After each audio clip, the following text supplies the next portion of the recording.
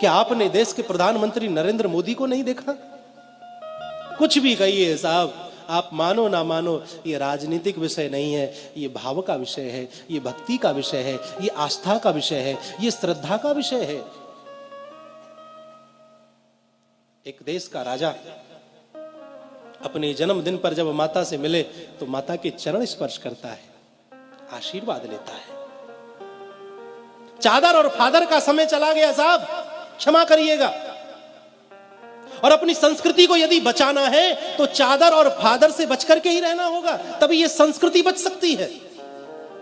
वो समय चला गया जब कहीं जाकर के चादर चढ़ाई जाती थी, कहीं जाकर के फादरों से मिला जाता था। अब समय वह आया कि जब अन्य किसी देश का राष्ट्रपति प्रधानमंत्री आता है तो हमारे देश का प्रधानमंत्री उसे ले जाकर के गंगा जी की आरती कराता है। महाराज, ये दृश्य मंदिर देवालय में ले जाकर के बड़े बड़े राष्ट्रपति को बिठा देता है, मंदिर दिखाता है, ये देखो हमारा ये मंदिर, ताजमहल दिखाने वाला समय चला गया साहब।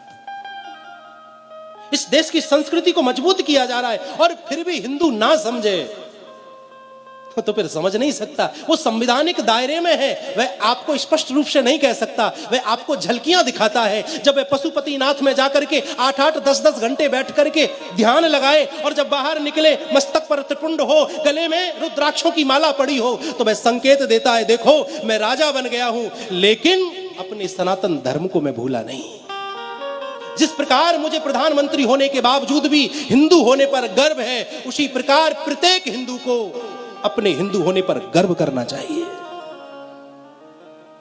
जब केदारनाथ में हमारे देश का राजा जाए और वहां ध्यान मुद्रा में बैठे और जब वहां से निकले भगवा वस्त्रों में, मस्तक पर विद्यमान त्रिपुंड, गले में पड़ी हुई रुद्राक्ष की मालाएं, वो चाल, वो शान, वो आंखों में तेज, अगर इस तेज को देख करके भी हिंदू ना समझे तो मैं समझता हूं कि फिर हिंदू समझ भी नहीं सकता है। अपने पतन का कारण आप और हम खुद हैं।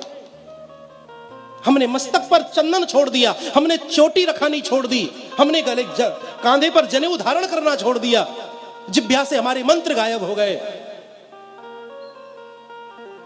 अपने पतन का मुख्य कारण तो हिंदू है।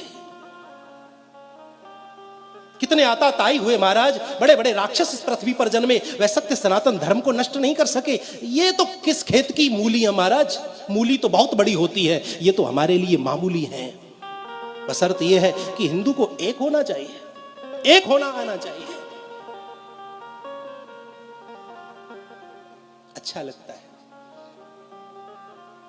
माता पिता से बढ़कर के धर्म प्रेमी इस संसार में कोई नहीं है।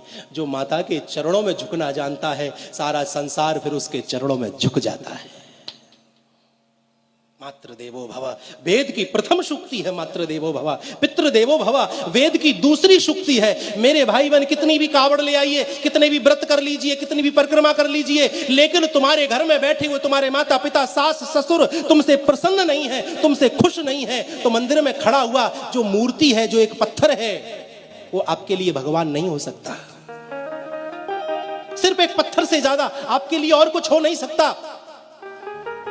जब घर में बैठे हुए माता पिता तुमसे प्रसन्न नहीं है तो मंदिर में खड़ा हुआ भगवान या बैठा हुआ भगवान तुमसे कदापि प्रसन्न नहीं हो सकता है।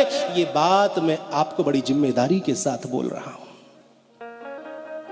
अपने माता पिता से प्रेम करिए साहब। ये जब तक जीवित है इनका सम्मान करिए, इनका सत्कार करिए, इनका आदर करिए, इनकी आंखों में कभी हमारी वजह से आंसू ना आ जाएं।